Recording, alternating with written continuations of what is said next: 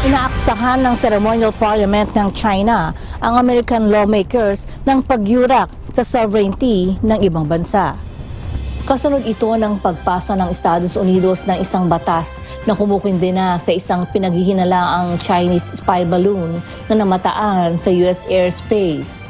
Inulit ng National People's Congress Foreign Affairs Committee ang pahayag ng Beijing na isang unmanned civilian weather research airship ang Lobo.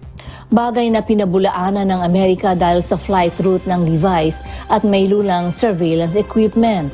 Mas lalo pang tumindi ang tensyon sa pagitan ng dalawang bansa kaugnay ng insidente. Babala ng Chinese Foreign Ministry, gagawa ito ng mga hakbang laban sa mga US entity na kasabwat sa pagpapabagsak ng Chinese balloon. Wala naman itong ibinigay na detalye kaugnay nito. Chrissy Rosacia, UNTV News and Rescue, Diyos ang aming sandigan.